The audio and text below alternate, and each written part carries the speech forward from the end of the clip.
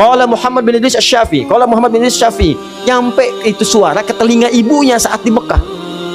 Begitu mendengar, segera disusul, itu siapa Syafi'i katanya? Siapa Syafi'i? Kata ulama-ulama Irak ini, dia adalah seorang anak muda yang luar biasa. Dia asalnya dari Mekah sini, bahkan ibunya ada di Mekah katanya. Ibunya ada di Mekah, asalnya dari Mekah sini. Sekarang sedang di Irak, dia menjadi panutan ulama nomor 1 di Irak. Asy-Syafi'i, kata ibunya, tahukah engkau Syafi'i itu anak saya? Tahukah engkau Asy-Syafi'i anak saya?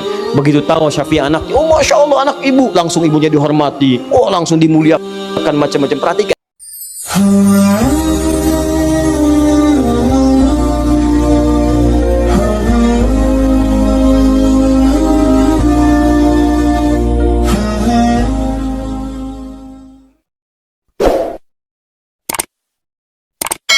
Nama aslinya Abdullah bin Abbas. Bin itu singkatan dari Ibnun, disingkat bin. Bin itu anak laki-laki, anak laki-lakinya Abbas. Ibnu Abbas itu anak laki-lakinya Abbas. Nama aslinya Abdullah. Kenapa dihilangkan anak laki-lakinya, disebutkan bapaknya? Untuk menunjukkan kesan bahwa, perhatikan baik-baik, anaknya bisa seperti ini karena peran orang tuanya. Yang kedua, ingin menunjukkan isyarat, begitu hadis ini diriwayatkan, dipelajari oleh orang-orang, maka bukan cuma Abdullah yang dapat, bapaknya pun kebagian dapat dari pahala yang telah dapatkan anaknya. Bayangkan, bukan cuma dunia, rezeki akhiratnya pun dapat. Begitu anaknya dapat pahala, bapaknya kebagian di situ. Perhatikan baik-baik. Sekarang berapa banyak orang yang mengaji hadisnya Abdullah bin Abbas radhiyallahu ta'ala anhuma. Umar bin Khattab, saya pengen lebih daripada Abbas. Abbas anaknya datang ke majelis ilmu, anak saya harus ngintip Nabi sejak berangkat dari tempatnya. Bikin beliau rumah saat di Madinah, di depan rumahnya Nabi SAW. Dibikinkan kamar anaknya menghadap ke arah rumah Nabi. Dibikin jendela, jadi tahu persis. Begitu kemudian Nabi keluar rumah, sudah tahu bagaimana cara jalannya, cara nengoknya, seperti apa kemudian Nabi bersikap sampai ke majelis ilmu. Makanya anaknya Umar lebih banyak hafal hadis dibandingkan anaknya Abbas. Anaknya Abbas hafal 2000 hadis, anaknya Umar 2800 hadis. Anaknya Amr bin As, Abdullah bin Amr bin As. Anaknya Abbas tahu kemudian hadis, tahu tafsir.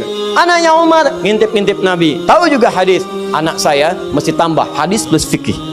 Maka sejak kecil diajarkan langsung hadis fikih, hadis fikih, hadis fikih. Usia 9 tahun udah minta ke bapaknya, "Pak, saya pengen nikah karena saya sudah hafal bab nikah." Paham fikih dan sebagainya. Anak Abbas nunggu di majelis ilmu. Anak Umar dibikinkan rumah. Malikah seorang single parent. Satu anak. Punya anak namanya Anas. Beliau melihat yang satu ke majelis Nabi, yang satu ngintip-ngintip. Anak saya nggak usah nunggu, nggak usah ngintip, datang ke rumah Nabi. Digandeng, dibawa, disampaikan, "Ya Rasulullah, ini anak memang kelihatan masih kecil, tapi dia punya kemampuan kuat. Tolong jadikan pembantu Anda. Tolong jadikan pembantu Anda. Nanti kalimat ini akan ditiru oleh orang-orang setelahnya untuk mencari celah bagaimana caranya anak ini bisa dekat dengan ulama. Maka cara paling mudahnya bawa ke rumahnya supaya mempelajari semua apa yang ada dalam rumahnya. Jadi kalau di luar rumah cuma lihat di luar saja, tapi kalau di dalam rumah kan kelihatan semuanya. Bagaimana saat akan tidurnya, bagaimana saat makannya, bagaimana saat minumnya dan sebagainya." Maka Nabi tersenyum, beliau tahu. Kata ibunya ini, kata Malikah, "Ambil anak saya sebagai pembantu." Nabi tahu. Ini paling pengen belajar. Pengen belajar. Kata Nabi, "Ya, dia boleh membantu saya." Datang ke rumah. Belajar di rumah Nabi. Setelah Nabi wafat, membantu Nabi wafat, maka setelah wafat itu ditanya, "Hei Anas, selama kamu membantu Nabi, apa kalimat yang paling sering didengar dari Nabi?" Kata Anas, "Tahukah kalian, selama saya membantu Rasulullah, hanya satu kalimat yang sering saya dengar dari Nabi. Ya Anas, madza akhdumuka?" Anas, apa yang bisa saya bantu? Rasulullah SAW. Anas, apa yang bisa saya bantu? Oh, kalau ada pembantu begitu enak banget ya Pak. Datang ke rumah, saya pengen jadi pembantu, apa yang bisa saya bantu? Wah, karena semua dikerjain sendiri. Piring selesai makan, bisa cuci. Ada yang kemudian sobek, jahit, bisa jahit sendiri itu. Ya, itu yang luar biasa. Dan Anas kemudian meriwayatkan hadis yang sangat banyak setelah peninggal Nabi SAW. Poinnya adalah, kenapa mereka berlomba mengajar itu semua? Karena ada janji yang disebutkan oleh Allah, derajatnya akan diangkat, dekat dengan Allah, dan rizkinya akan dijamin. Begitu rizki dapat, bukan cuma dunia, akhiratnya kebagian. Kalau para sahabat nggak mikirin dunia, Pak, dunia itu udah selesai. Maksud saya, mereka sudah paham, ini dapat gak ada masalah. Yang mereka pikirkan akhirat. Makanya ketika dititipkan anaknya, investasi terbesarnya akhirat. Tapi Anda tahu nggak, Orang yang mendapatkan akhirat udah otomatis dunianya dijamin. Itu rumusnya. Sederhana, jikalau akhirat dapat, dunia pasti akan dapat. Akhirnya apa yang terjadi?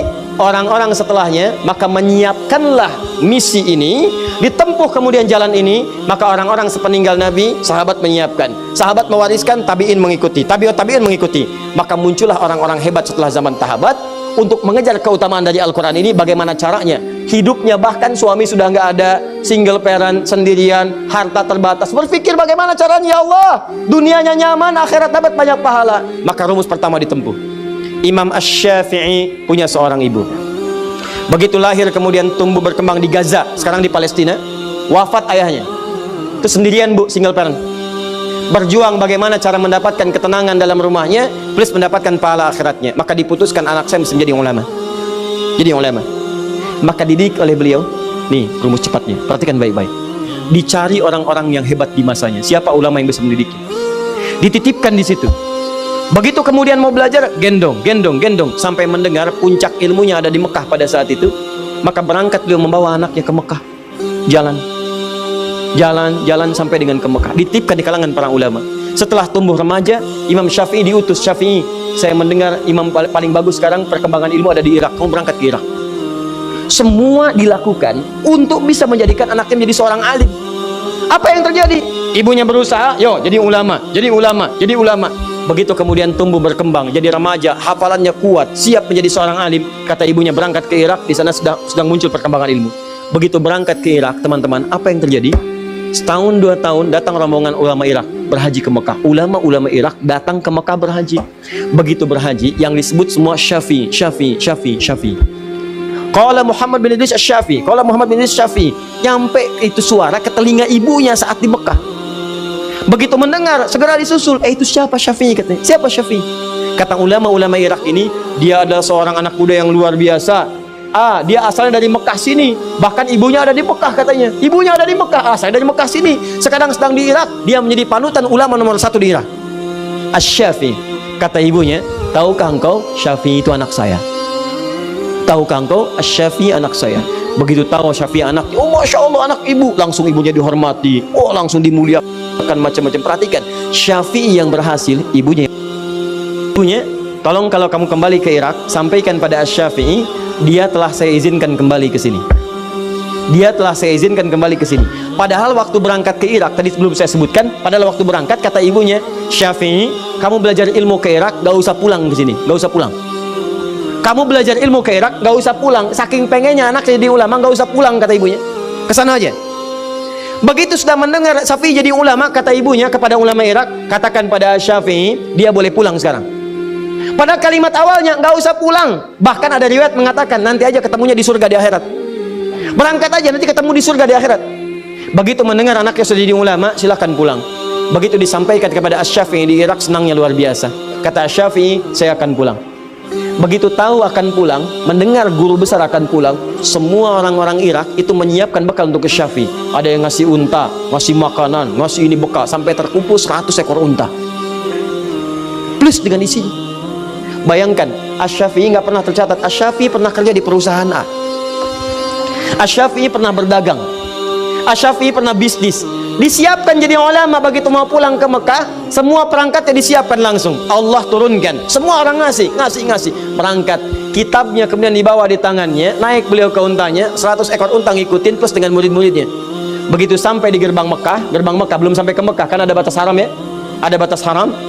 Begitu sampai di batas itu, beliau mengutus santrinya, tolong berikan kabar kepada ibu, saya sudah dekat, saya akan datang.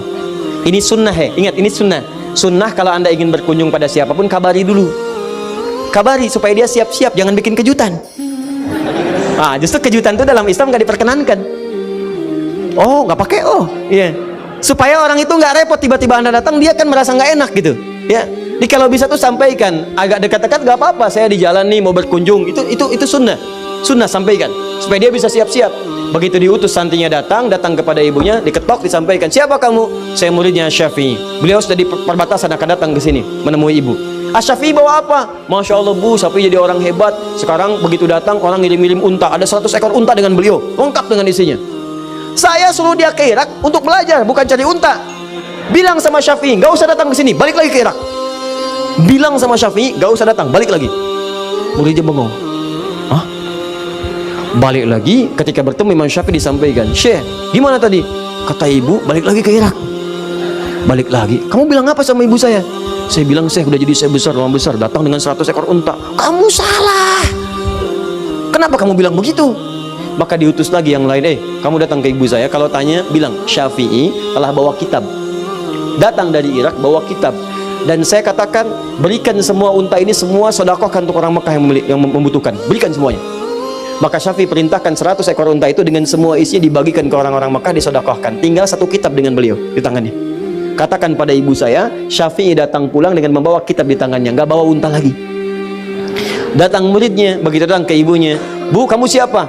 Santrinya Syafi'i. Saya kan tadi katakan, pulang ke Irak, gak usah ke sini.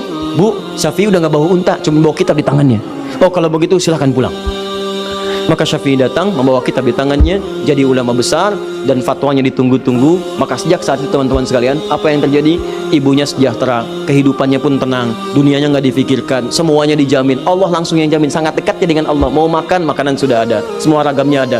Mau minum, jenis minuman sudah ada yang halal-halal. Mau berangkat, kendaraan sudah ada. Nggak pesan, tiba-tiba kendaraan datang. Bayangkan, akhiratnya dapat, dunianya dapat, dan hidupnya pas butuh ada, pas datang. Mau haji, jalan akses dibuka semua. Yang datang ulama besar, akses dibuka semua. Mau berangkat, pengawalan ada, nyaman, gak usah repot, gak usah macam-macam. Alim ulama. Begitu melihat demikian suksesnya, ditiru oleh ibu yang lain. Ibunya ini adalah ibu seorang nanti muridnya Asy-Syafi'i yang kelak jadi ulama besar juga. Lahir tahun 163 Hijrah. Ibunya ini juga single parent, punya seorang anak namanya Ahmad, punya bapak namanya Hambal, dikenal dengan Ahmad bin Hambal. Ahmad bin Hambal itu Imam Ahmad muridnya Imam Asy-Syafi'i yang kelak kemudian jadi ulama besar, hafal 1 juta hadis. Imam Ahmad sama. Itu jangan dikira ibunya itu kalau musim dingin malamnya itu Bu masak air Bu malam-malam, single parent ibu bayangkan.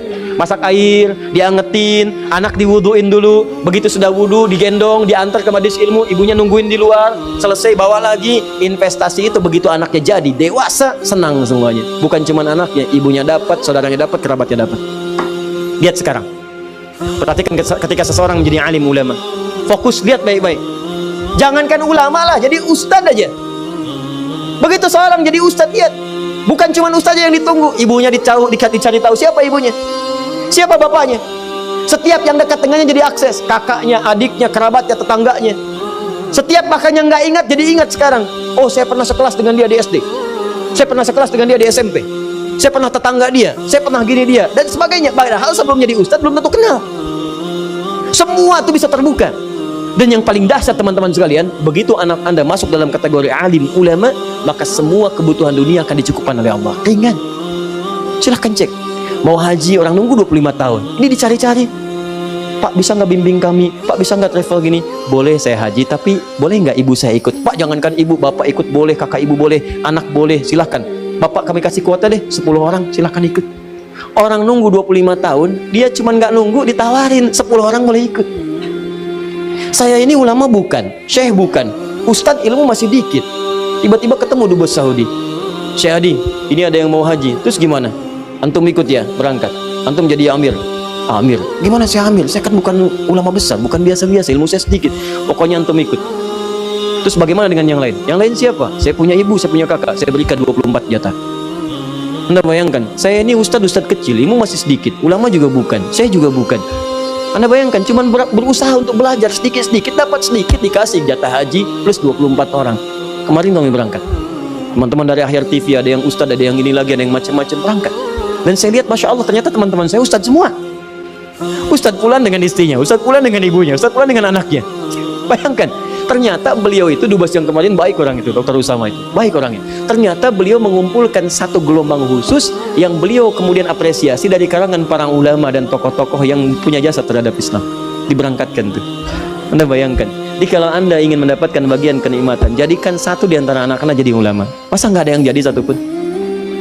Makanya jangan tertipu lah dengan kebanyakan orang yang sekolahkan. Pesantren itu sekarang bagus-bagus. Pesantren bagus-bagus, jangan dikira nggak bisa bersaing. Ya silakan lihat, bahasa Inggrisnya banyak yang bagus. Lihat alumni Gontor tuh. Silakan yang jadi ketua MPR ada, yang jadi menteri ada, yang jadi dubes ada. Banyak. Bahasa Inggris bagus, bahasa Arab bagus. Ada yang Mandarin ada yang bahasa lain ada. Silakan, jangan takut, matematika ada. Yang jago matematika, jago fisika, jago kimia. Jangan dikira kalau ketika Anda jadi ulama, Anda kehilangan dunia. Tidak. Apa saya tidak belajar umum? Saya belajar. Fisika saya belajar, kimia saya belajar. Waktu-waktu senggang saya pergi ke toko buku, saya beli buku kimia, buku fisika, saya pelajari. Ya, saya belajar, saya pahami. Saya baca juga yang lainnya. Tapi fokus kita pada apa yang Allah titipkan. Tapi yang lain kita pelajari. Jangan dikira Anda jadi ulama, Anda ketinggalan semua yang lain. Tidak, kita butuhkan. Ya, kalau orang tanya kan kita bisa jelaskan. Kalau ada orang berangkat haji gelombang kedua, apakah kemudian mikotnya itu di atas pesawat atau mikotnya di Jeddah, di King Abdul Aziz? Ada yang mengatakan kemudian di atas pesawat. Nah, timbul pertanyaan baru, kecepatan pesawat itu berapa? 800 mph, bisa 800 km per jam. Anda mau mikot baru mengucapkan bis, pesawat udah lewat. Bagaimana hukumnya? Qasar jama 3 farsah. 3 farsah itu ukurannya berapa kilo? Bagaimana cara mengkonversinya? Kalau Anda nggak paham hitungan matematika, nggak tahu rumus fisika, bagaimana bisa mendapatinya? Ustadz, itu jarak 80 kilo. Baik, sekarang kita gali lagi dengan masalahnya. Apa masalahnya? Sekarang ke Semarang, berapa jauhnya? Berapa kilo? Hitung dari sini bisa 300-400 kilo. Baik, pakai pesawat berapa? Pakai pesawat mungkin 1 jam nyampe di sana. Sekarang ke Lebak Bulus, berapa jaraknya dari Bekasi misalnya? Dari Bekasi ke Lebak Bulus 30 kilo. Baik, 30 kilo berarti nggak nyampe 80. Boleh jama tidak? Tidak. Boleh kosor tidak? Tidak. Ke Semarang 300 kilo. Boleh jama? Boleh. Kosor? Boleh. Baik, sekarang pertanyaannya begini. Kalau ada orang ke Semarang naik pesawat dan dari Bekasi ke Lebak Bulus naik beca. Nyampe dia berangkat dari Bekasi ke Semarang. Jarak cuma 1 jam pakai pesawat. Berangkat kemudian jam 12, nyampe jam 1, asar aja belum. Yang di sini ngayuh beca dari Bekasi ke Lebak Bulus. Berangkat jam 12. Begitu masuk jalan tol, prit, gak boleh. Jalan biasa, macet. Nyampe teman-teman berangkat jam 12. Nyampe kemudian ke Lebak Bulus itu bisa jam 4, jam 5. Pertanyaannya, di situ di mana berlakunya antara jamak dengan kosor? Apakah yang ke Semarang berlaku atau yang ke Lebak Bulus yang berlaku? Jadi bukan cuma hitungan jarak. Di jarak itu ada hambatan. Makanya di jarak rumus fisikanya S sama dengan V kali T. Ya, mencari V sama dengan S dibagi T. Mencari T sama dengan S dibagi V. Tapi di jarak itu juga ada rumus hambatan, ada tantangan, ada tekanan. Ya, awas, hati-hati. Ada gayanya, ada gaya gesek, ada gaya gerak, ada hambatan, ada yang lainnya. Di gaya juga ada gaya lagi, ada rumus lagi. F1 sama dengan F2, F berbanding lurus dengan P. Ada semuanya. Ada rumusnya. Nih saya cek ya. Kalau ini ada lilin nih. Kasih api. Lilin kasih api. Kemudian ditutup dengan gelas, maka api di lilin itu padam. Ini menunjukkan apa? Tidak ada oksigen. Bukan, ini menunjukkan Anda nggak ada kerjaan. Kan bisa ditiup, ngapain ditutup pakai gelas?